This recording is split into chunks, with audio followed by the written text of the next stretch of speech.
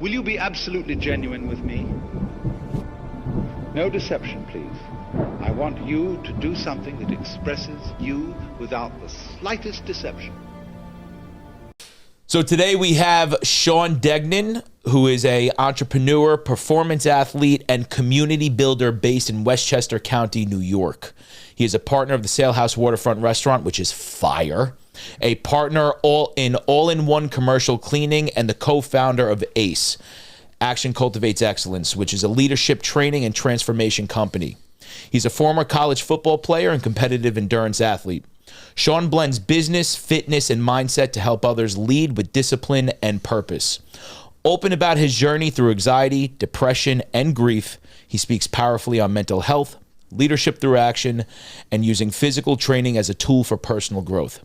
Sean is also the creator of Dining with Degs and the author of the upcoming lifestyle cookbook, What? Fuel, Fitness, and Focus? Okay. A performance-driven guide to nutrition, leadership, and life, which leads us into also presenting his new Health and Wellness Expo, which will be coming April 25th in Westchester as well, correct? With you and your partner, Mr. Dave Regina. An absolute pleasure. Bang. Yeah, pleasure to have you. Nailed that. I realized that I have a really good intro voice. You know? Yeah. I just realized that. Nailed it. Yeah, so thank you, dude. Thank you for coming. I know that Marshall and you had met about 2 weeks ago. You and I had the blessing and the pleasure of meeting back in October for the first time at the summit, which was absolutely... First time in person. In person, yes. We've met over text, but it's much different when you meet somebody in person. Yeah. And that was a life-changing summit for me, as well as I know as all the other men who were there. And I want to start with ACE, with what you and Dave do. Mental health is extremely important to Marshall and I. It's literally all that him and I talk about. So I think it would be important for the audience kind of to understand what got you and Dave into starting that. Why do you do it? Why is mental health so important to you? And what is the vision for ACE? What is the long-term goal as to what you're looking for not only you and Dave, but for all of the men who join ACE? What is the purpose of what you're looking for out of that? So there's a whole lot there. And I want to give a quick little just backstory for the audience on how we actually met, because we're in the studio now, but I think this was 2 years ago at this point. Yeah. I shot you a DM on Instagram, and you had a separate podcast at that point. It was this one. It was the first season of this podcast. There you go. Yep. Different people and the whole thing, but we saw what you guys were doing out here in Westchester. I actually brought it up to Dave. We had just started ACE, I don't know, a couple months before that maybe. And it was just like weird timing. I'm like, yo, I think we could vibe with these guys, whatever. And then it kind of just like fell off or whatever. We lost contact. And then like a year later, we somehow get connected again. I think you got in touch with Dave or something like that. And so that's how it all kind of came together. So to be sitting in the studio now it's pretty dope. My man, what's up? Dope. So ACE, man. So ACE it's everything we needed when we were kids, when we were growing up. It's stuff that, we, I think, have struggled and battled with our entire lives. A lot of it still to this day that I struggle with, that openly, as you've experienced, as Mike's experienced, Marshall, the dinner you came to, like we work through this stuff in real time.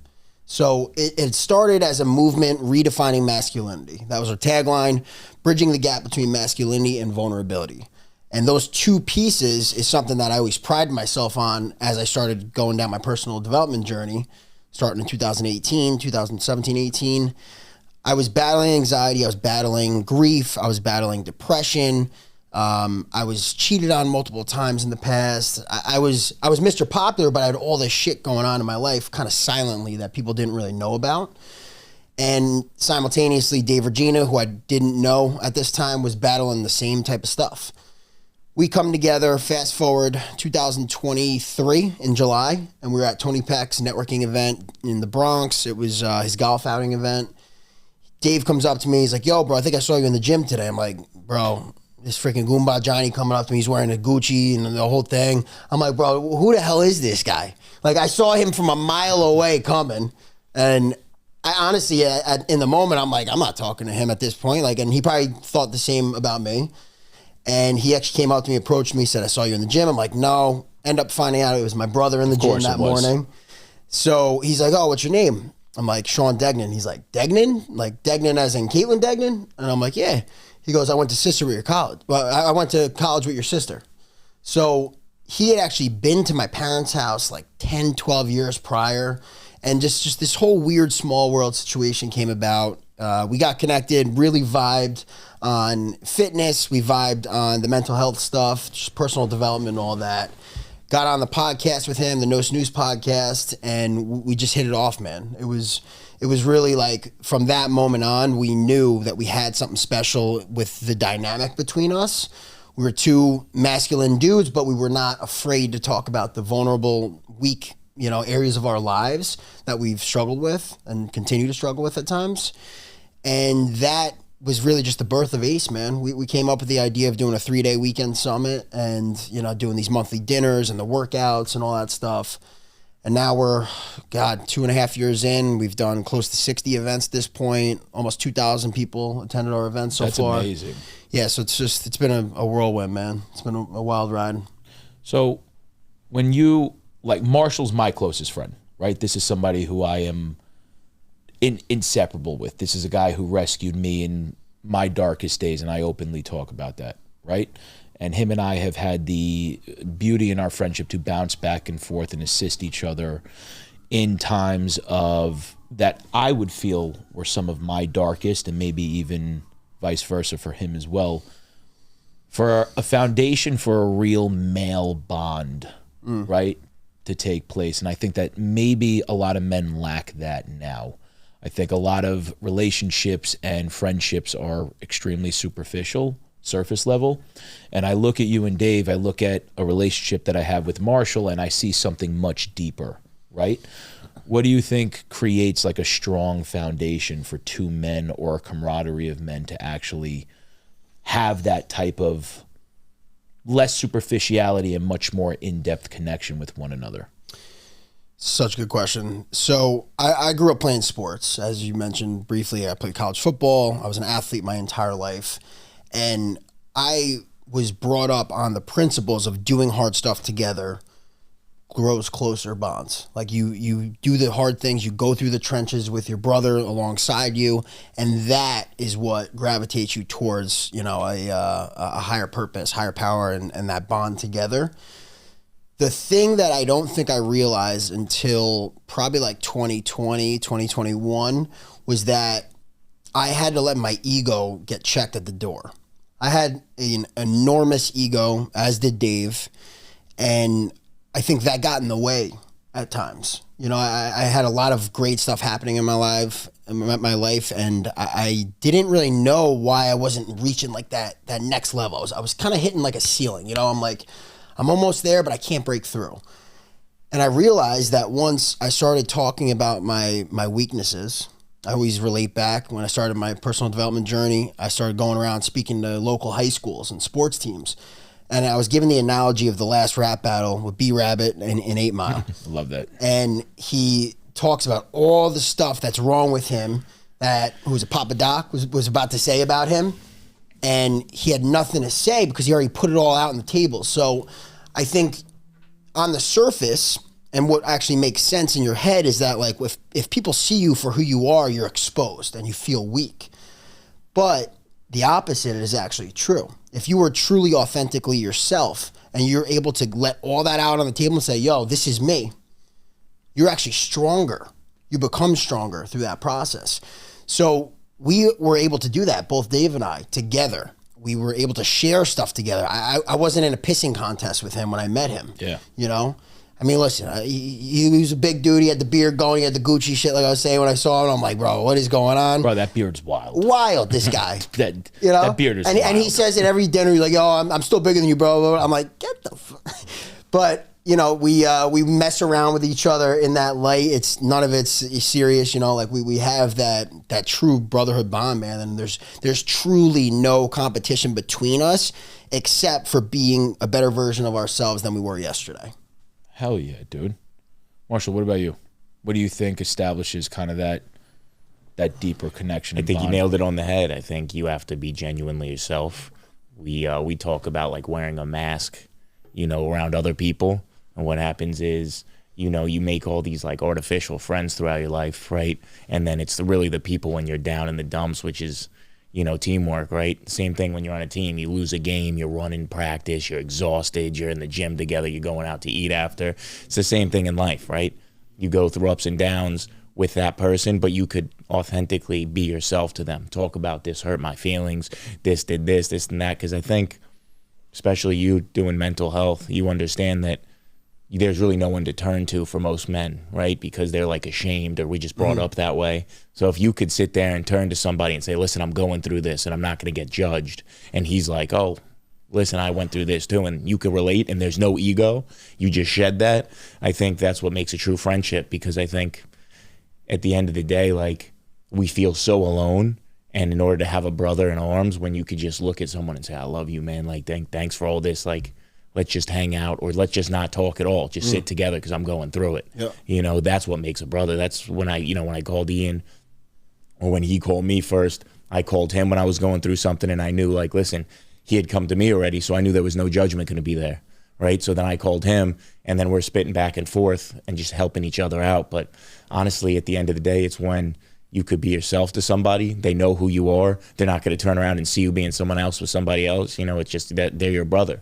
And the only other person in life who would know that would be like your brother. That's who knows you that well, that deep.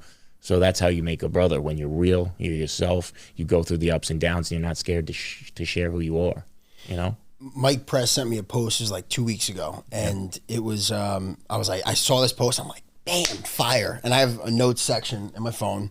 And if you get access to my phone and you get in my notes, you got the keys to my life, bro. Like, everything is in my notes. Heads up. You might want to cut that out of the podcast. But legit, my life is in my notes. And I have a section in my notes, and it's called Speech Ideas. And Mike sent me this post, and it was talking about contacts versus connections. And so how many contacts do you have in your phone? How many contacts, how many people do you know? How many people know you?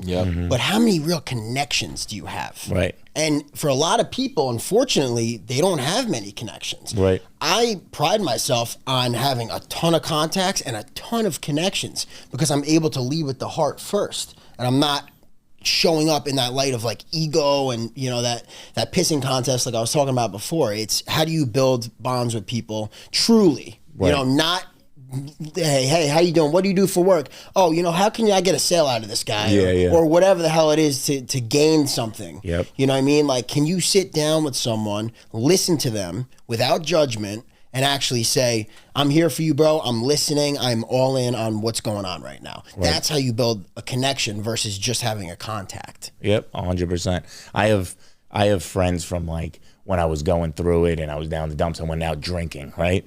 And how many friends do you have from like going out drinking that you literally couldn't pick up the phone and be like, yo, bro, how you doing? Like, what's going on? They'd be like, oh, you want to go out? Or if you went out when they were drinking and you were sober and you just need to talk to someone, they'd be like, yo, man, I don't even like you when you're not drunk. And you're like, oh, okay, like have a drink, bro. Let's have a good time. I probably have freaking 5,000 contacts of like drinking partners from when I was, you know, going through it and I was just trying to hide, you know? And those are all a bunch of people who don't know each other, right? And then you make like one friend outside of that when you're like, man, like this person knows me. Or I have 10,000 guys I can call to have a drink with, but no one I can call to talk about what just happened to me, you know? And that's a great point, because like, I mean, I'm 2.5 years sober almost now at this point, and listen, I love drinking. Like, I'm not even gonna get it twisted. I made so many mistakes in my life, and a lot of that came from alcohol. Absolutely. But I did have a great time when I was drinking, like most of the time. But my problem was like I pushed it too far.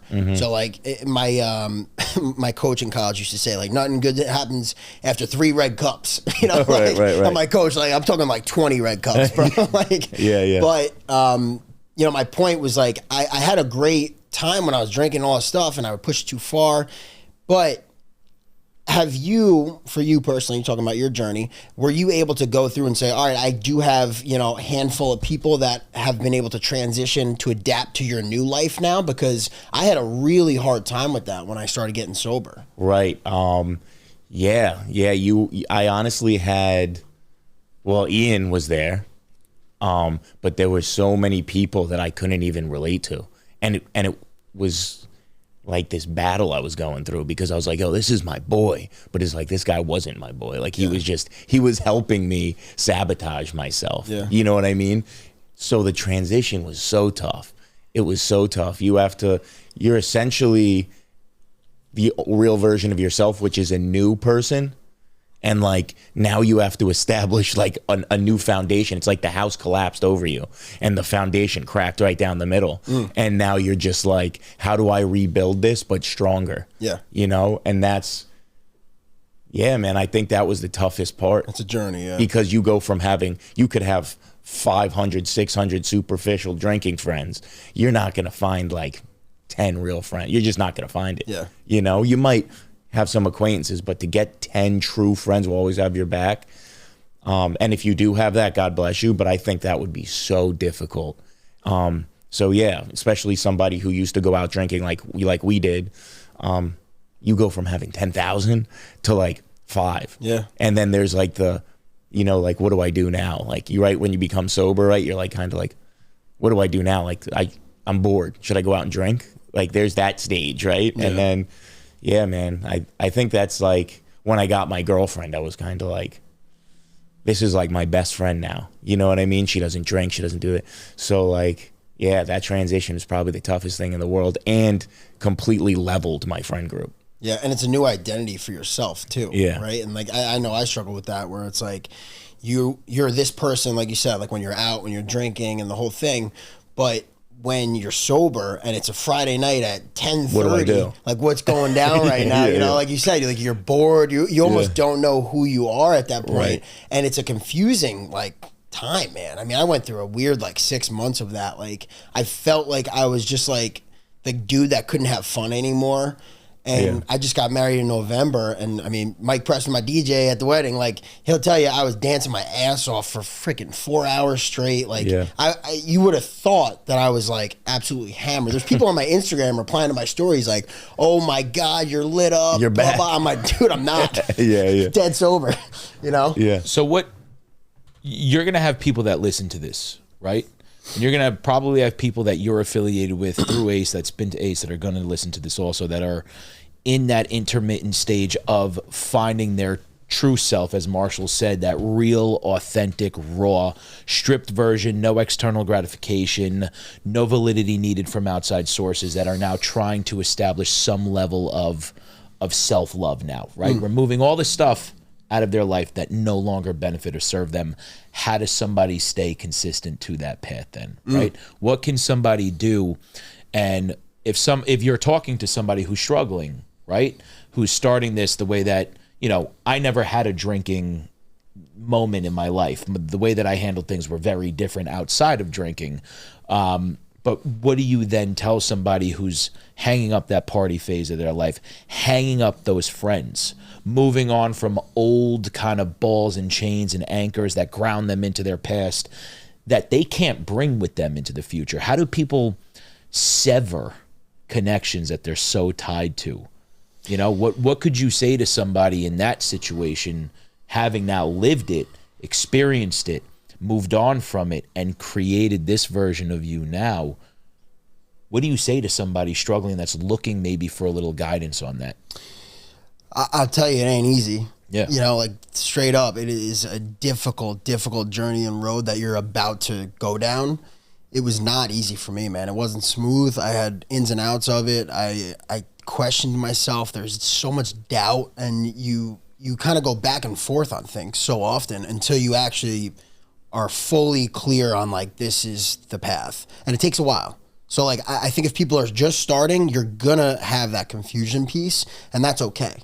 You know, I think people judge that sometimes of like, oh, like I see Ian, he's so clear about what he wants in his life, and he's so dialed in on his fitness, he's dialed in on his mindset, his spirituality, all that stuff. Like, why can't I just be like that?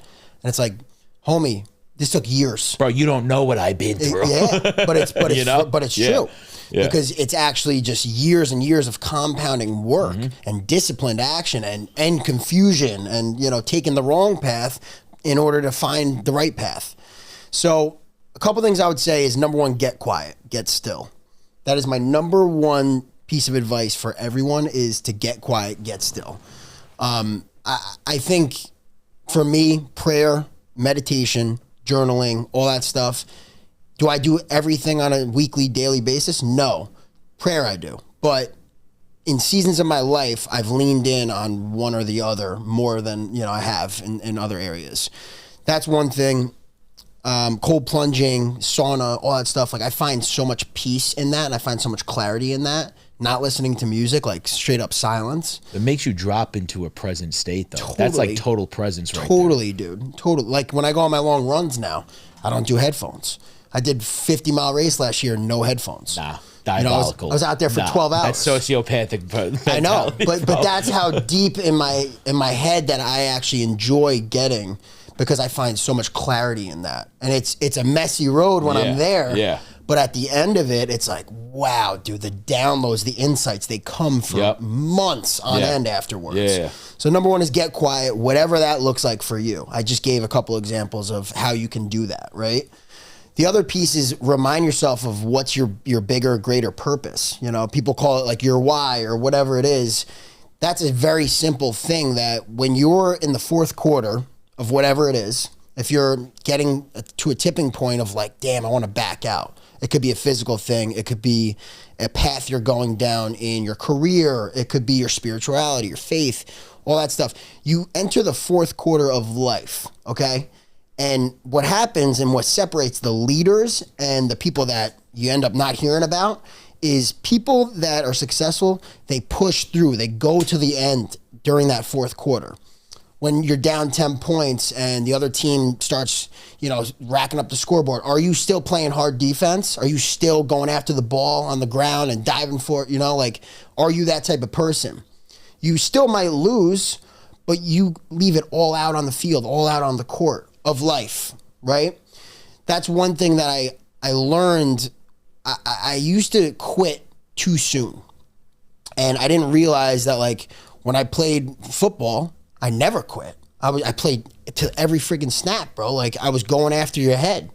I never quit. Why am I not doing that in life now? Like, when I'm doubting my faith, when I'm doubting, my girlfriends in the past, when I'm doubting my fitness journey, all this different stuff, my business decisions, like opening a restaurant. I thought it was like the worst decision of my life the night I opened it, with my business partners. I pushed through. I stayed through the fourth quarter. I played to the whistle, and on the other side of that is unlocking newfound purpose, newfound meaning in the path. So that's another piece I would really recommend is like stick it out, because most people don't. And there's so much opportunity if you're just playing to the whistle. Do you think that isolation during that time is important? Because speaking from like a spiritual or a faithful lens, right? God will always isolate somebody in their time that he needs to eliminate and then evolve them. But in my time, I needed Marshall, right? I needed community. And Marshall and I have spoken about this. We feel that community is the complete healer of any type of addiction or problem that somebody can go to, a proper community, right? Do you think that people should source out other individuals in that time frame that kind of match their eye level and that frequency and what they're looking to accomplish? So I might catch some flack from Dave for this because we're building community, right?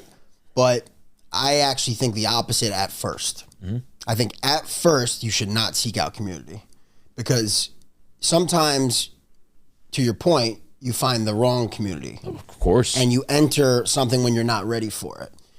You talk about someone that is looking for a relationship and, you're, God, man, I want that. I want the girlfriend. I want the wife, or I want the husband, or whatever that thing is that you want. You might not be the version of yourself ready to receive that. The best version of what is actually meant for you yet, right? So you need to do more internal work. You need to get more quiet. You got to find that peace, find that stillness. That's what I always tell people is my number one thing is, like, before you do anything, get silent and get with God, get with your thoughts, get with your breath, because so much is unlocked in that process. And that's not a one-day thing, man. Yeah. Like, it's a journey.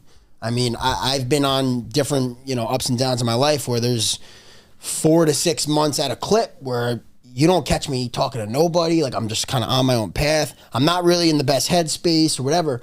But during those stretches of life, so many things were unlocked for me, so that once I was ready for it, I found the right communities. I created the right communities, and I started attracting the right people for me. So step one, in my opinion, is no, don't seek out community right away. Get quiet, get still, get praying, get with God, get with your faith, and then when you're ready and you feel more clear on the path, then seek out the community that's meant for you. It's interesting because like you look at somebody like Marshall, and I don't know, you probably don't know this about Marshall, but I'm going to out him. Marshall is an isolationist, or was, right?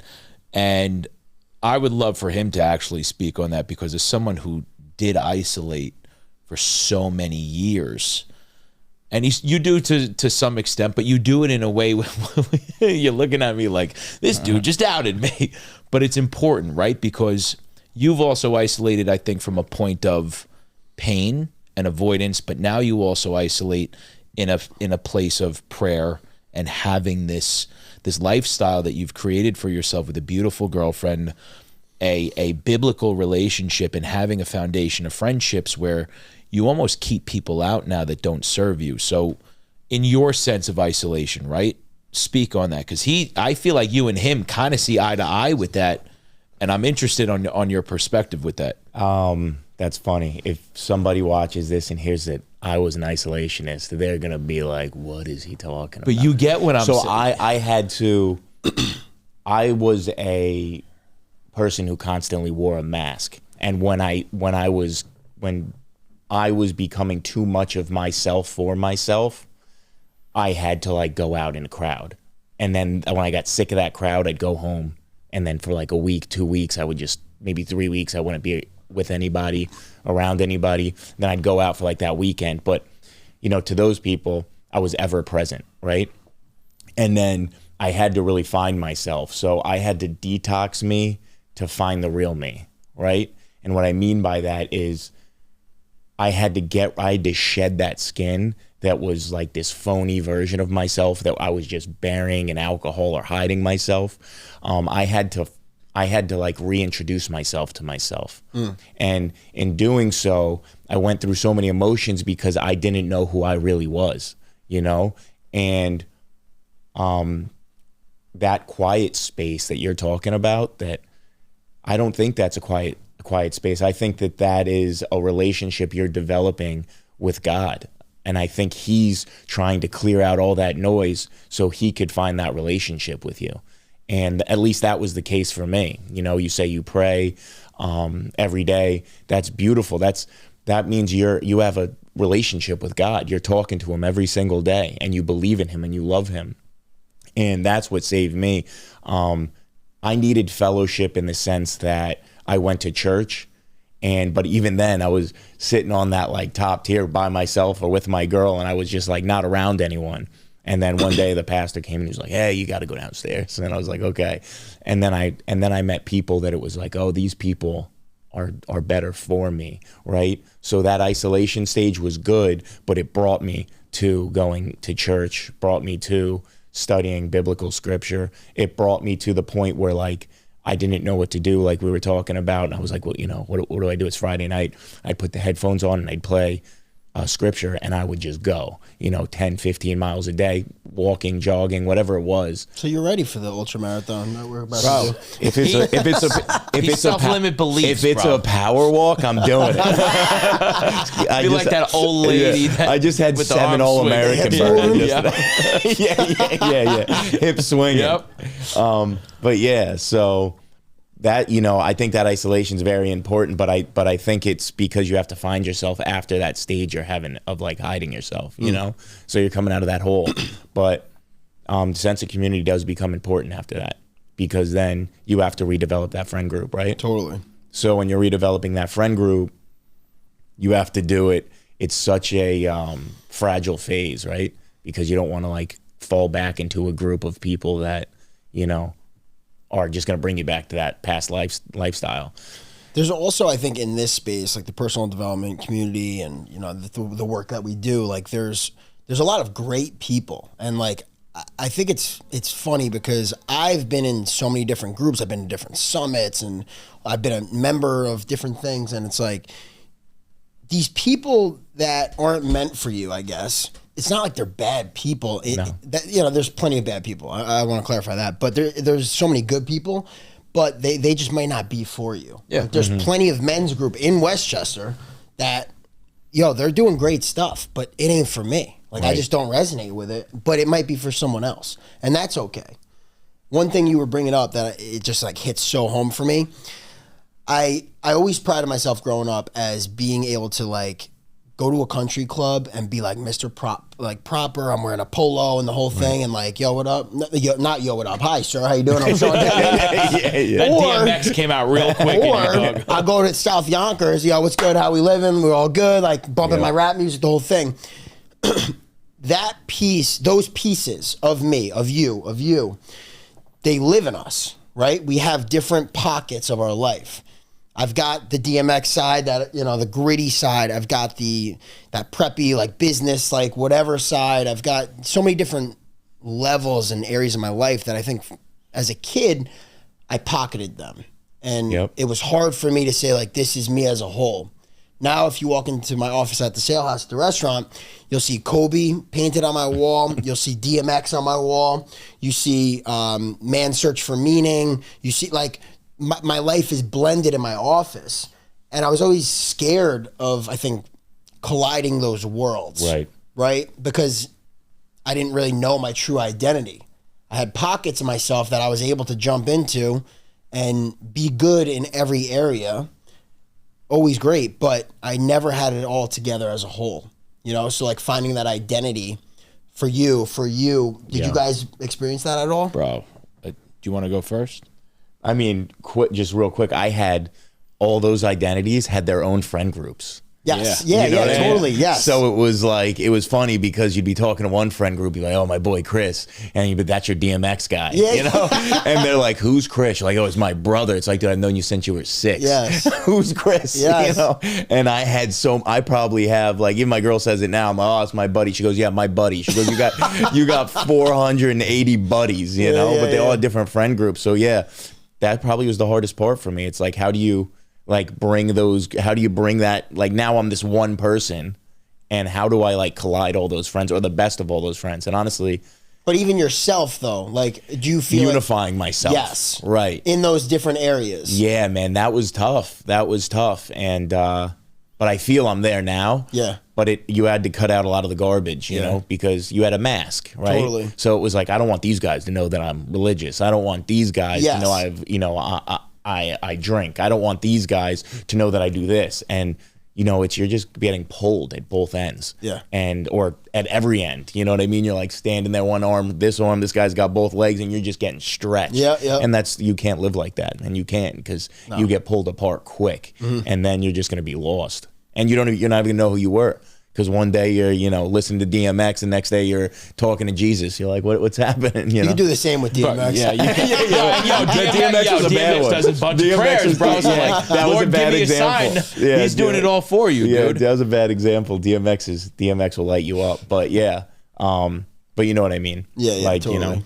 Some of these people aren't going to collide with these people. Neither is yourself going to collide with this person. Yeah. And then when those worlds collide and you're in the same room, you're like, like, oh, what am I going to do? I gotta be this guy and this guy. It's interesting, like, even on social media, I always separated my personal and my work life. Always. Like, I never would have those two worlds collide. And I was a manager of a wholesale produce company in Hunts Point in the Bronx for 9 years. And those people had very little knowledge about anything that I did outside of work. I intentionally kept it that way. When I left that company, I was like, why did I do that? Like, I always just, for whatever reason, I probably read some stuff, like, keep that separate and the whole thing. And I found that the team members, the people didn't truly, like, know me. They knew, like, the work, Sean. They knew, like, their boss or whatever, but they didn't really know me. Yeah. And now I'm on social media, and you're going to see a workout. You're going to see me bumping some rap music. You're going to see me serving crab cakes at the restaurant. Like, it's all blended now, even on social media, but my life is too. But I know you wanted to touch on that too. Well, I mean, do you think it's from the lens of insecurity? Because a lot of people everyone that we meet has a different version of us, right? You look at me differently than Marshall looks at me, than Mike looks at me, than my parents look at me, than my brother, than any woman I've ever been with. Everyone creates a version of you based off of their own perception. I think a lot of the times we as men try and pigeonhole ourselves to fit everyone else's narrative. And like you, for a long time, I'm 34, but I'm a kid. When you go into my office, there's 90 different statues of Dragon Ball Z. There's crazy paintings of pop art. There's Biggie on the wall. There's Tupac on the wall. Marshall shaking his head about my Dragon Ball Z. And I've realized as I've gotten older, I tried to bury that side of me for so long because I didn't want to be judged for still being that kid, still going skateboarding. And I think one of the unique things about the three of us, the best kind of man is the one who can go sit in a prison cell and be able to talk to the gangsters in there, and then go sit in a boardroom with millionaires and billionaires and be able to say, hey, sir, like, how you doing? Let me put you in check for a second and tell you why the way you're doing business is wrong. Yeah. And when you can kind of coalesce both of those spaces into one and embody that hard side and that business side and that soft side and that nurturing side and the loving side, I think that's where a lot of men now fall short. They don't want to be seen for who and what they truly are. And I think that's what prevents them from fully being able to, like you and myself, want to show the world how we used to not show them who and what we truly are. And I think it pulls you so far out of your authenticity at times when you're trying to fit the script and the narrative, what you think everybody wants you to be, rather than just being. And again, like biblically for me, God made me what and who I am. If I go against what I believe I'm most in alignment with him, and now I'm living for the world, the love of the Father is not in the world. So if I'm trying to impress the world, the more I reflect the world, the more God rejects me. The more I reject the world, the more God accepts me. And that's how I started to look at it. The more authentically that I became, the more my circle, the more men that I got to meet, the more opportunities of meeting good men started to open up for me. And I think that's what a lot of men miss. You know, the more insecure that the more masks that you wear, like Marshall says, the more it prevents you from good people who are in true alignment with you from actually seeing you. Yeah, you have an identity complex almost. Yeah. You know? You don't even know what you're missing, though. No, that's the thing. Like, that's a lot of the problem, right? Is a lot of men who even want help, and they say they want help, and they say they want community. What I've noticed is, yes, they may want it. What are you doing to actually acquire it then when you're not around that community? Because the way that you conduct yourself truly in private is really who you actually are. It's not the mask that you show up and wear into public. You know, it's how do you go about your business as a man and within your own livelihood, within your own pressure. That's the privilege of life, right? How do you show up when the circle is not around? And I think that also, a lot of people say they want community. They say they want to be better. They say they want to be in alignment. And I think their words, their actions, their emotions, their thoughts, their behaviors, patterns, beliefs, it's not aligned. And I think that's what keeps people perpetuating that loop of misery over time. And to that point, like, that's why I think it's so important. What I was getting back to earlier is, like, step one of figuring out your shit is getting quiet and going through that rough, muddy waters, because that's where the resilience is built. And then when you find the community, it just amplifies and you're able to do so much more together. But don't get it twisted. At some point, you will be on an island for whatever reason. Your father might pass away, your pet might die, you might lose your job, you might have a disease, something might happen to you, and you are going to feel isolated. Like, can you withstand that storm? Are you Are you grateful for the storm? Oh, I love the storm. Are you grateful for the nub that Marshall and I were talking about before? Are you grateful for the nub is the question. Bro, the nub, I don't know about me and the nub, but I'll leave the nub to you. So you said something, and I'm gonna prod a little bit. Let's go. Which I know you're not gonna mind. Let's go. Let's do it. Your father passed away.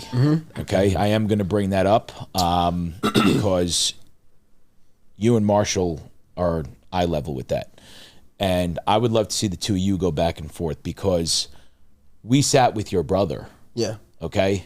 I love your brother, bro. He's the best. Okay, yo, shout out KD. to KD. Okay, the Yeah, the man. best. He's a good kid. The bro. And you know what your brother did for me. Yeah. So that man, and I said this at Ace, and he made fun of me for saying it. I would scrape my balls through glass for that man. Okay? All right? Straight up. All right? Wild. Yes. That is wild. Yo, with lemon juice. Oh, Now, wild. here's the thing. You lost your father. Yeah. Looking back on that, and now everything that transpired after losing your father, the struggles that you and Kev had to deal with after that, do you meet a situation like that with gratitude? Yeah. Amazing. Fully. How? With so much loss and heartbreak that you had to experience, and then the things that came to light after that you and Kev were unaware of, right? How does a man, or anybody for that matter, meet such a traumatic situation? I agree with you, by the way. It's the only antidote to life's problems is gratitude and appreciation. Give somebody a piece of advice for that. How does somebody who lost a family member, and one that you're so close to, not one you don't talk to, Yeah. No, we were super close. So, how can you develop gratitude for that? I mean, my one clear answer would just be like faith. That's like, if I were to just give you one word, it would be faith. But there's so much more to it if you really break it down. My father he was overweight, but like healthy. He never had really like any conditions or anything. He went away to a trip to Kentucky for work, and whatever happened, got an infection. Came home, didn't know he had an infection. We celebrated my brother's birthday, October 28th. It was like a Saturday night, I think. We did cake at my parents' house, the whole thing. 2 days later, we get a text from my sister or my mom. Dad's going to the hospital. He's got really bad stomach pains. I was flying out to LA that night at 7:30 p.m. I was going to Ed Milet live with my boy Matt Ramos. And I'm in a weird state, like, all right, like he's going to the hospital, like, again, otherwise somewhat healthy. You don't think your father's going to pass away, right? I'm still planning to go to LA. And I get the phone call that night that Dad's in really bad shape, and he was in the ICU. He had a heart attack in the hospital because of like the stress on his body, the whole thing. Long story short, he ends up getting induced into a coma. I cancel my flight. I go take an Uber to the hospital. We're in that hospital for 26 hours, and on like hour 24, we get sat down from the nurses and the doctors, and they're like, look, like, this is what he's facing. This is the road ahead. You know, it's not all negative. There's some, ways out of this thing, but he could be brain dead. He could be this. He could be that. They asked us if he had, what's the word for a heart attack? The medical term. You should know this, Ian. You're the terminology guy. He's definitely. I just know big words, bro. Whatever it was, like if they were basically saying like if he had a third heart attack, do you want to resuscitate him? DNR? So that's the we resuscitate. checked to do not resuscitate. Okay. After, because he had 2 already at that my point. God. Throughout the night. That was step one of like one of the most difficult decisions we ever had to make. Then he is actually going in, cardiac arrest. Okay. He's going into cardiac arrest again for the 3rd time, and we're in the room. Everyone rushes in. This is right after the nurse the doctor just told us that things were looking up. Literally like 5 minutes before. The doctor's like, yeah, like, we'll check him out for the next few days. We'll see how it goes. 5 minutes later, he's going into cardiac arrest again. I run into the room, and his body's like convulsing. It's fucked up. Yep. An image and a moment that I'll never forget. Like my whole body just like tensed up there. Everyone's screaming in that room. Like my aunts are there, my siblings, my mom, like the doctors. There's like fucking 30 people in this little room. It was nuts. And I screamed out, I'm like, we have to let him go. And I even saying that right now, just like Gave you the chills. I can see it. I yelled it out, bro. In that moment, I had full faith that it was his time to go for whatever reason. As much as it pained me, as much as it's going to pain my entire family moving forward from this happening, I had full faith in that moment that it was his time to be called. And I've never wavered from that, ever. Do I wish he was here? 1,000%. Every day I question why. But I remind myself that for whatever reason that he was meant to. So you want to talk about like really doubt, like doubting everything, like that's some serious doubt, you know? And my family, and we've had some rough roads with this thing, but I've never fallen or steered away from the fact that like I have full belief that that was meant to happen when it did, as bad as it hurt all of us and still hurts all of us. It was meant to happen when it did. And what has happened since, in my life at least, I've chose to use this as a positive in my life to fuel everything else that I've done. It's given me deeper meaning, deeper passion, purpose for my work, to help and serve others in honor of him. Because he was that dude. Like, he was a man of service. He was just he was at church every Sunday up on the altar. He donated to the New York blood drive. Like, he did all the right things without saying a word. You wouldn't catch him dead on a podcast. I'm like my mom. I talk. But that's it, man. Like, that is like truly just how I feel about it. You lost your dad. So it's interesting. So my grandfather was more like my father figure in my life, and I lost him in a similar way as that. My father, when I lost my father, it's a much different story. I did the whole hospital thing. I did the whole like denial thing with my grandfather. When my dad I was away, and my grandfather kept saying, you need to talk to your father. He's doing good now. He struggled back and forth with addiction. And he's like, he's doing good. Just talk to him. And I think I was, 18 in college. And I was like, yeah, I'll talk to him when I graduate college. Like, I'll talk to him. It's fine. Like, I'll talk to him. And my grandfather was like, I really recommend that you talk to your father. And I kept pushing it off. And I remember I was on a cruise for spring break when I want to say, I guess I was a senior in college. And I came back from the cruise into like Fort Lauderdale or wherever, and I get in the car, and my sister, shout out Crystal for being the worst to deliver any sort of news. So she's like, how was your trip? And I was like, it was good. And she was like, yeah, Dad passed away. And I like looked at her and I was like, oh, okay. And I'm like sitting in the car, and I'm like, like, I guess it takes a second. And then I was like, oh, all right. And I'm just kind of sitting there, and I remember maybe like minute 9 into like sitting in the car, it just hit me. Never going to be able to say goodbye, never going to be able to like meet this person. A little background about me. I got adopted when I was 7 into like by my dad's sister, right? So she was my legal guardian. And I never really, maybe once or twice saw my dad since 7 to like college, right? And that was like when I was like 8 or 9, so maybe twice. So now I had all this resentment and like guilt, saying like, this is my fault. My sister had a relationship with him. I didn't talk to him because I was like, I don't know, just thought, he was gonna be there forever. You know what I mean? And man, that was a different kind of feeling. It was very guilt-ridden myself. It was like, I could have stopped this. I could have had the relationship with him. I could have known who my dad was like as a person.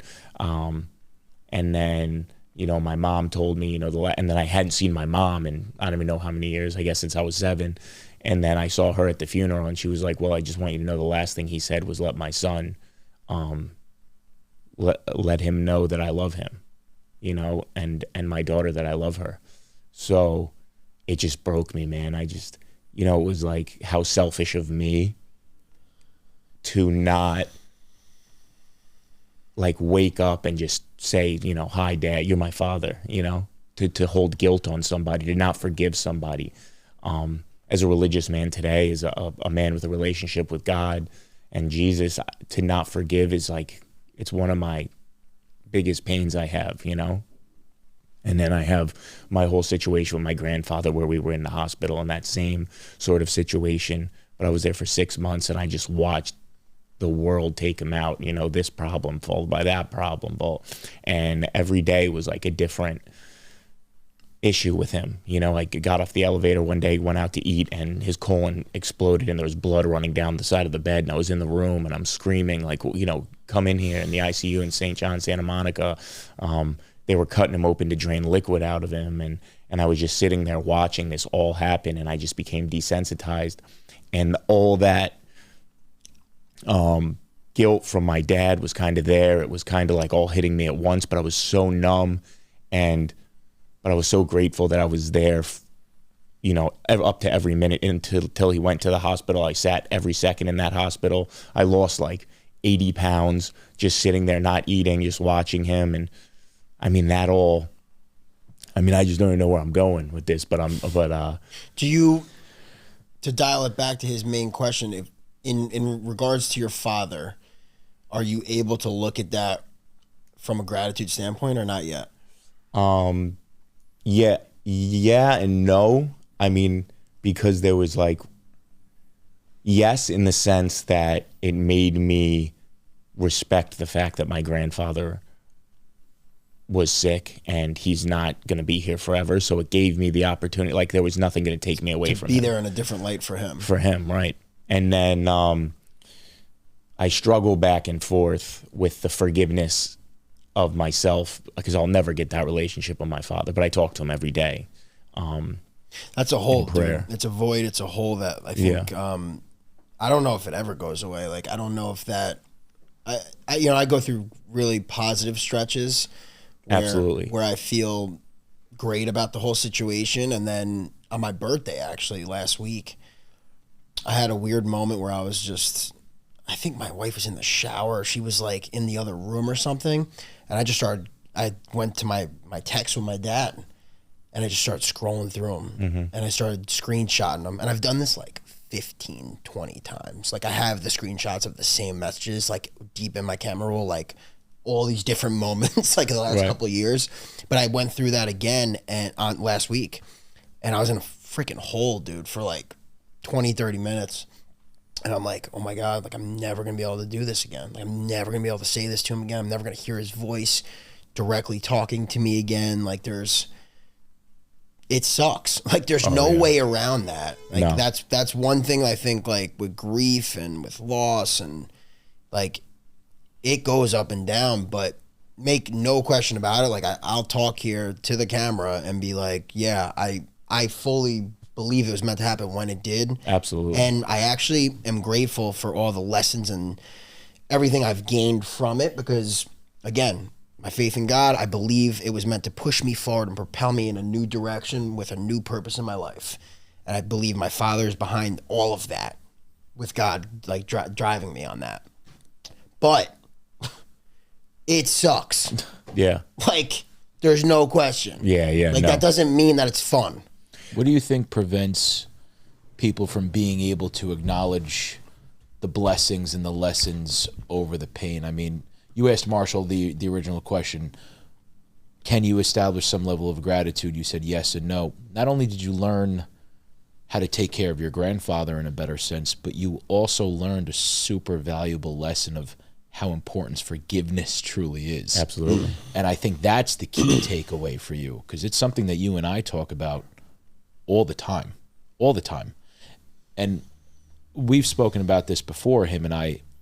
He's the one who implanted those ideas into me.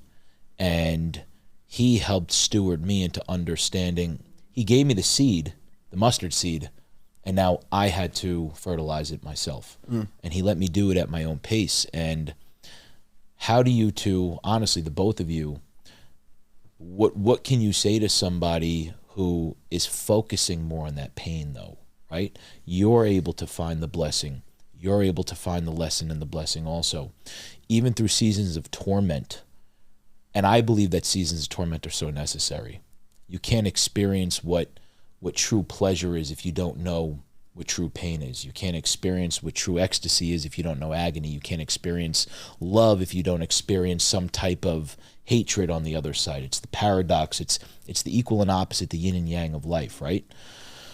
Through all of that struggle and all of that torment and emotional hardship, how do you two then help somebody find that blessing out of it? Is it just time, or is it really sitting? No, it's not just time. So what is it? Time doesn't help at all, by the way. Yeah. And again, this right now we're talking about death, Yeah. right? And it's inevitable, right? But I think it could be more than just death. Exactly. That's what Like, I'm saying. Right now, I this is think the it, like, topic of death. This is the topic of death, but this could be losing your job. Could be anything. This could be you've gained 100 pounds. This could be, you've got no money to put food on your kids' Yep. table. Whatever that death Whatever is for seasons you, of torment right? you're in, right? So I know I messed around earlier, like talking about DMX, but I actually like grew up on DMX. And the quote in my yearbook was the opening to Slippin'. To live is to suffer, but to survive that's to find meaning in the suffering. Within the suffering.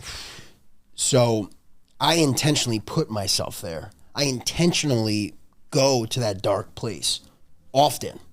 Like I don't let the world put me there. I get there because when adversity strikes, and you bet your ass it will, I'm going to be prepared for it. Mm-hmm. When opposition comes, are you ready? Do you have the tools to combat that? I do. Yeah. I do now because I've put myself there so many damn times. The world forced me into that, unfortunately. Fortunately. Yes, but in those moments in the past, growing up, getting into fistfights, getting arrested, getting cheated on, losing friends, losing people that I loved from death. Like I've experienced grief since I was like 5 years old, dude. Get it, like yeah. I've lost so many people in my life from a young age. So unfortunately, the world. I'm saying unfortunately for a second, but I'm gonna get back to the unfortunate events. Yes, like the world forced me there. Yeah. Now I'm able to intentionally put myself there. Yeah. Experience it, and then when the world wants to come and smack me with a hook again, nah, bro. Like I'm good now. It's like muscle memory. I'm ready for it. Yeah. Yeah, 100%. I agree. Yeah, you nailed it. You have to live in it, and you have to remember it, because if you don't remember it, you're not going to be able to combat for future situations with it. And living in it's hard. You relive it, and when you sit in that, you literally relive that moment. Sometimes you do get life triggers though. Like I'll be watching a movie, like a cartoon, and like the dog will die, the cartoon dog, and I'll just be, and my girl will be sitting there, and I'll just be like. Bro, that's it no matter what. But then you'll just, it's like little triggers, you know what I mean? Totally. And, but yeah, if you don't live in those moments or try to help people with your pain, I think that you're never going to be prepared for anything for the rest of your life, because it does weaken you. So the only way, to get better at handling situations like that is to build that muscle memory, just sit in there and sit in the moment. But, I couldn't do it without God. It's like a Christ-shaped hole in my heart that I needed to fill. And the second something happened and I just would open scripture, or I'd leave scripture outside. I did this in Grand Cayman. The book would just flip open, or leave it open to a page and just read that page. Just let it flip open. Let the wind take it, My dad used to roll the dice. that's cool. Yeah. And just read it. And honestly, when you do that and you have God in your life, man, like, it's like my Father's still here, I can sit here and read this piece of scripture and there's somebody out there who, no matter how much I sin, no matter what I do, he still loves me. and he's still taking care of me. And he's showing me that there's people I'm losing constantly in my life, but he's still choosing me, and he's giving me purpose and giving you purpose. And we're taking all that loss and we're not turning it into this victim mentality. We're saying, God, I love you. Let me make my gift loud, and let me be in honoring of you, and just share this gift with everybody and make this guy who can't stand up. Let's give him some words of advice and make him, follow God with us, and make him walk down and be like, listen, I learned from that lesson because God gave you me, and now let him share how he got over it, So what you're doing, why I went to your meeting, is so beautiful, because you put a bunch of wounded sheep in a room, and then they all become stronger, right? Every meeting, they become stronger. Every Tuesday, they become stronger. And then they go out and it spreads.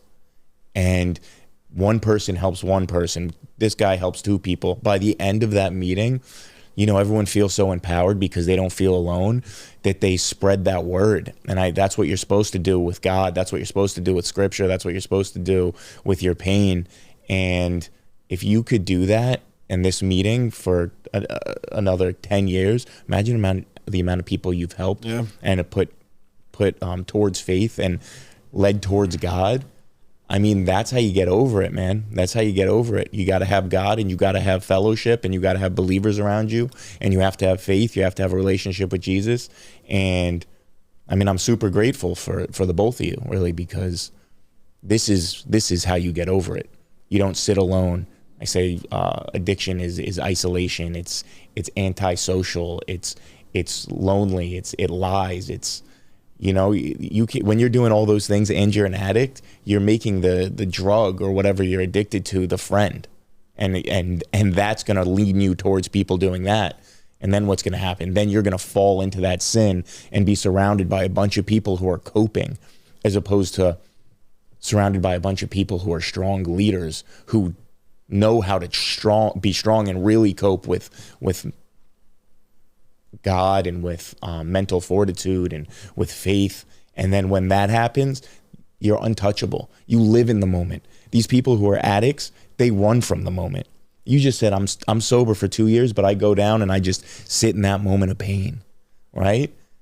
Somebody who's an addict can't sit in that moment of pain. No. They're still learning who they are. Like, you took off that mask when you stopped drinking. They haven't hit that like detox moment of their life. And I'm talking like personality detox. You've hit that, and you're choosing to live in that moment where you lost your father. I choose to live in that moment where I lost my grandfather and father. You choose to live in those moments where you almost took your life. When you could live in those moments, you become a better man. When you could say, I owe this all to God and I can do nothing, you become a better man. When you say that I'm not religious, but I have a relationship with God and I owe him everything, and every person that I help, I will tell that this is God doing this and this isn't me, I become a better man. I honor my father, and I don't want to die under my father's name without recognizing him like I didn't recognize my father here on this earth. And that's full circle. And that's the truth. Can I ask you a question? First of all, Bars. Yo, somebody. Especially that last part. Yeah, bro. That was bars. I love you. I love you too. Would you and Dave, I'm genuinely curious, right? What Marshall just did, and I know Marshall allows himself to be a vessel of God's word, God's purpose, God's will, just to speak through him, use his body, use his tongue. I know when Marshall is Marshall, and I know when Marshall is not Marshall. That's not Marshall that you just saw. That's vessel Marshall that you just saw. And my question to you is, would you and Dave ever consider not having, you take Eddie for example, right? Not having a guy come and speak to everybody, but maybe bringing in somebody who really knows the word, knows scripture, and just letting him sit to the side, listening on tables, and anyone, when they're done with the meeting, just go sit and talk to him, because I see a lot of guys at Ace, they call themselves, I'm a man of God, I'm a follower of God, and it's become like this identity now, right? Which is great. And Ace has become a very godly and biblical kind of manhood and camaraderie that you and Dave have stewarded and shepherded for these men, as Marshall called them, these wounded sheep to come, right?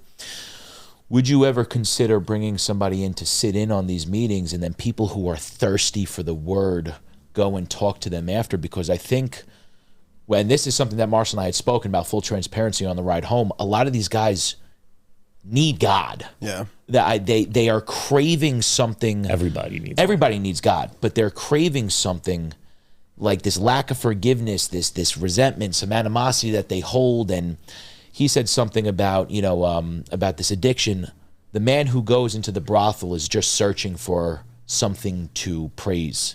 And we all are looking for a God to praise. The man going into the brothel, the person picking up the bottle, the guy picking up the drugs, the person who's drowning himself in work or gambling. We're all looking for a God. And a lot of these men are just looking for a God. They're looking for their father. And I don't think not all of them, I don't think they understand how to fully conceptualize what it is that they're searching for outside of themselves, even though, again, look not without, the kingdom of heaven is within, right? Would you and Dave ever be open to maybe having somebody just come and listening, and then anyone who just wants to talk about the word can go sit with them after and maybe get a different insight outside of mental health and really what we're here to do? You're doing God's discipleship and work. You, Marshall, myself, but what you and Dave have created, you guys are stewards. You guys are doing literally what we're here to do. You are vessels to create purpose, drive, community, and most importantly, love for these men to experience and find purpose to create that tentacle that Marshall was talking about, to disperse that message, disperse healing, disperse unity, disperse forgiveness, disperse healing. So you guys are doing everything in God's name, whether we are considering that or not. Would you consider that? Yeah, totally. I mean, I think with ACE specifically, like we never started ACE and said like this is going to be a faith-based group. Yeah. Like in the beginning. We never said that. Dave and I separately have had countless conversations of just how much God has entered ACE. Yeah. Because we're doing it for the right reasons. Yep. And, all of that has came to the forefront. One thing I think we're super clear on is like, I try to be at least as clear as possible on this. Yeah. Is like, we're not the experts on all these different areas of life, to your point. Right. Like we're here, and I always say, like when we're going through like a deep thing, like I'm here to set the foundation and the platform for growth. That, like with me, like that's almost always my intention, is to set the stage for people to experience breakthrough. But it goes to a second level, right? You need more guidance. You need, another level of whatever area of life. To your point, with your faith, with, you're struggling with the path forward and how that works. Totally, man. Like that's definitely something that we're open to. We've had conversations about it, not in that exact light of like someone sitting there and listening in or whatever, but yeah, I mean, we're just being we're a open, contributing factor. Because listen, I've texted you and Dave, right? Yeah. And I'm like, get out to Long Island and do a dinner. Yeah. And you're like, set it up. Yeah. Marshall and I have the contacts and the people to set a dinner up on Long Island. Yeah. With like in seconds. We should make it happen. And something that we were brainstorming was maybe talking to you and Dave and like getting somebody who knows the word just to sit in the corner. Yeah. Stop in, listen, and anyone who's craving a little something outside of his expertise, and I got expertise, baby. But like, but I'm not so scripturally literate. I know the Bible, right? But I only know my own interpretation of the Bible, right? Same, right? With you, there's faith, but there's levels to this. Totally. And I was wondering if maybe that would be something that you guys would consider, be open to. Yeah, I think it's definitely something we would consider, I mean, it's, again, I just put you on the spot on the podcast, by the way. That's crazy. Yeah, that's crazy that I just did that. I'm sorry, bro. No, it's all good, bro. Yeah, I think, look, like ADHD, impulsivity. No, dude, listen, like to my point before, like we never, again, set out to say this is like a faith-based group, but it's here. It's there. What does that make you feel like that you've created that stewardship for these men? Because you probably have a lot of men in that group who maybe would bounce the idea around, and then two leaders who immerse themselves into it, right? Now they're following in a good way what they're seeing from the leaders, right? They're mirroring and molding themselves after that behavior, you know? So what does that feel like to you to be kind of that steward and that shepherd to assist others find that faith? Have you thought about that? It feels like I'm walking like in my purpose. Amazing. That's what it feels like. Yeah, you are. It feels like, I think in the past, like when I used to bartend in college and after college, and I used to pack the place out and everyone was there. Oh, Sean's bartending, like I'm there. And when that would happen, like I had followers or whatever, you know, come to do the thing and whatever.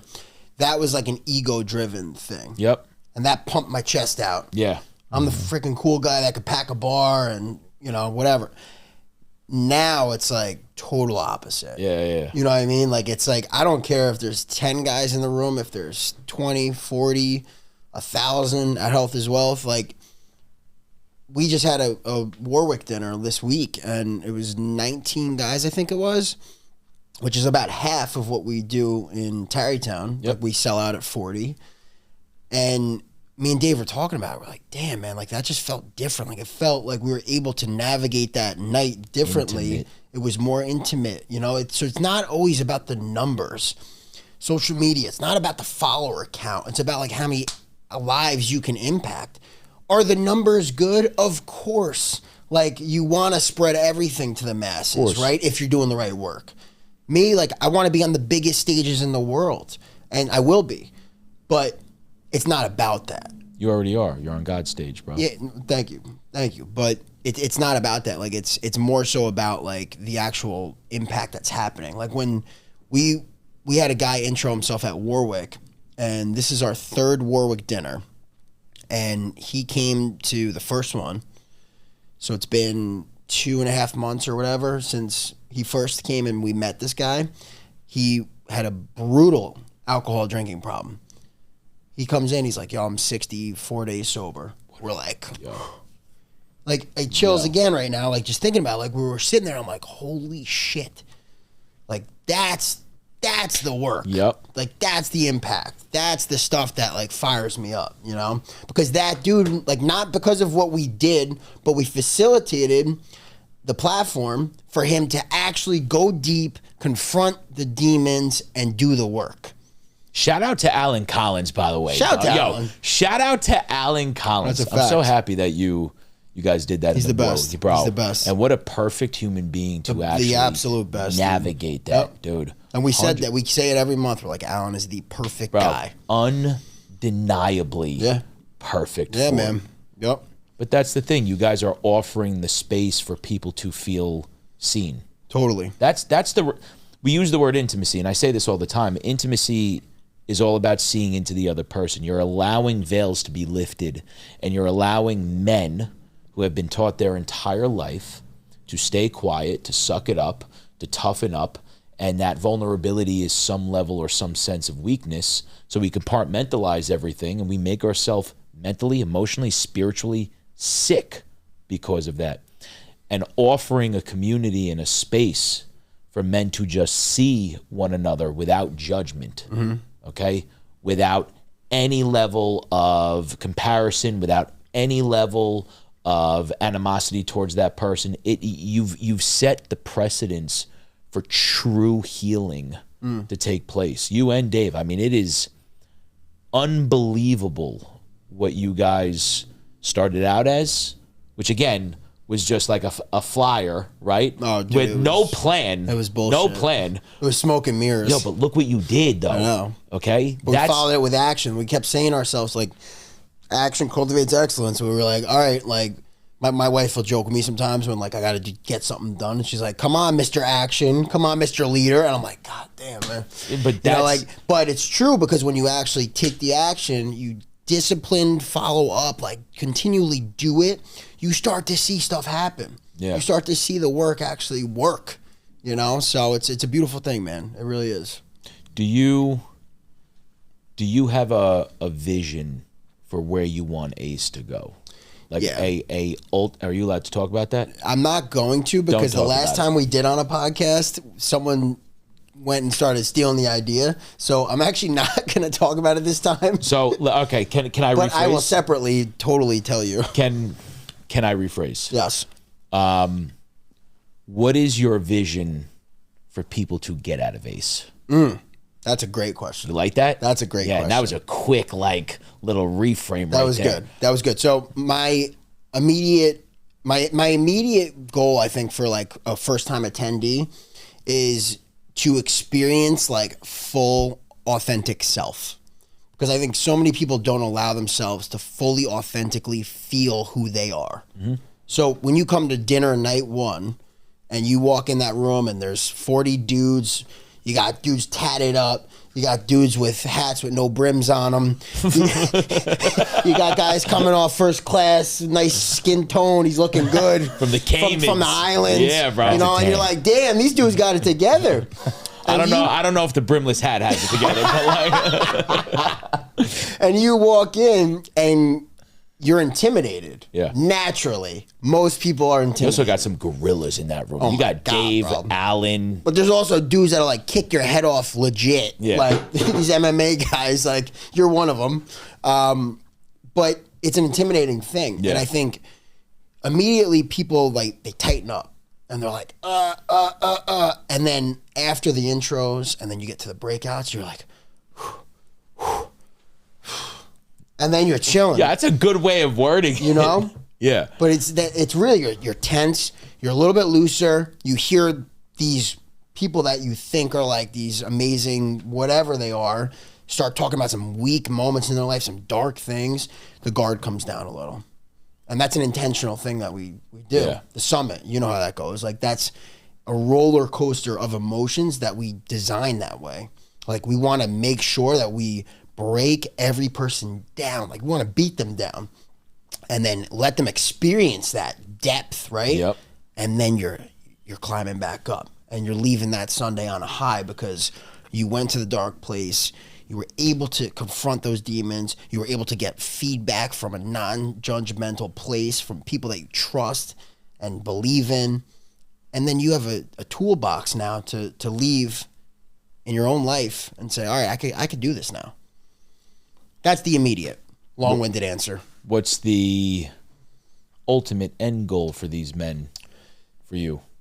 We've got a speaker at Health as well. His name's Gerard Adams, and unbelievable guy who I just have so much respect for on a business level, but also just personally, a home run of a guy. And his company that he has, it's a men's leadership group, and it's called Amazing. Leaders Create Leaders. So if I were to look at the end goal, it's the John Maxwell quote. It's what's our goal here? It's to add value to others that multiply value to leaders or something like that. You're just passing the torch so more people can do the work. That's how you change community. That's how you change culture. That's how you change the world. Spreading the word. Right now we're doing it. You're of service to others, you know? So changing that frame of I'm doing this for myself rather than, the real thing you should be doing is doing it for others, man. Do it for service. Because in return, what you don't realize until you're actually doing it, the more you serve, the more comes back to you. Oh, undoubtedly. Yes. Servitude is the most important part of life. I want to get Marshall at the next summit. It has to be there, bro. I want to get Marshall at Look the at him next just summit. putting everybody on the spot today. It's just what I do, bro. I want to get Marshall at the next summit. And when is the next summit? We haven't released the date yet. Got it. Because, because of another reason I can't say on camera, but... Yeah, I'm just asking a bunch of questions that can't be answered. No problem. But, the summit dates will be out probably by May. Okay, awesome. Yeah. So I don't know when this podcast comes out, but we'll probably have summit dates out by May. This podcast will be out next week. I'm glad I didn't say what I was going to say then. This podcast will be out next week, probably on Monday or Tuesday. Yeah. Dope. So Dope. That's when we're going to do it. So I know you want to, which I want you to do, is I want you to talk about your Health and Wellness Expo before we wrap this up. Yeah. I want you to explain to people what it's about, what can they expect there, and honestly, why you and Dave are doing it. I think the why is always the important thing just in life, right? Why are you doing this? Yeah. And I know, listen, your face and his face being plastered on that big building, bro, is dope. I know that's not why you're doing it, but it's a cool little caveat. It's a nice thing. You're handsome on there also, dude. It's my wedding pic. What's your why? And what is the goal that you and Dave are looking to accomplish with that, and talk about it? Yeah, so the why of Health is Wealth Expo is to just bring health and wellness to the masses for a super affordable price. The ticket price is $75 for general admission, $80 all in with taxes and all that stuff. So our big why is just spreading our mission to the masses. Old, young, in shape, out of shape, healthy, not healthy, everyone at all levels of life, we want to bring the movement of ACE to you. Yep. How we do that, it's not really going to be through me and Dave. It's going to be through people that we know, love, and trust to do the work in their areas of expertise, as we were just talking about earlier. There's so many different people that have so much more knowledge than me and Dave. Yep. I'm stupid. I don't got much going on. Like, you know what I mean? Incorrect. Like, I'm just here to just Incorrect. But listen, I'm not as smart as so many other people that we have coming in, and that's the real reason why. You know, like, we have people that we know can just add so much value to Westchester County in general. So those are the two big missions there. April 25th, 2026, Health is Wealth is coming to Westchester County.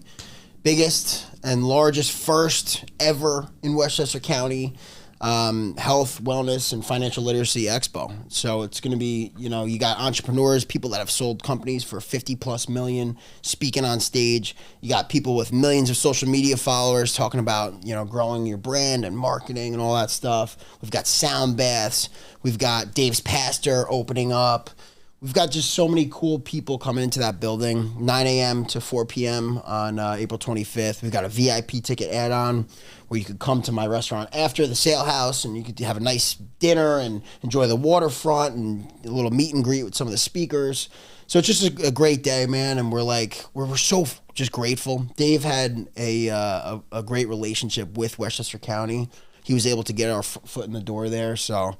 You know, I can never talk about ACE and not acknowledge just everything that Dave has done. Yep.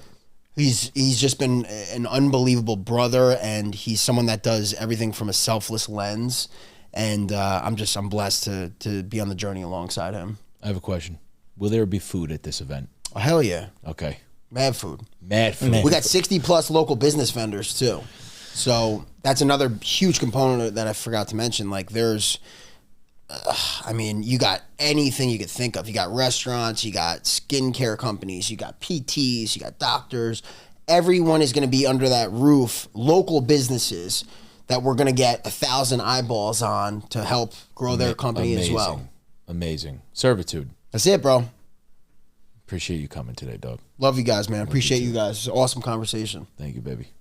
Will you be absolutely genuine with me? No deception, please. I want you to do something that expresses you without the slightest deception.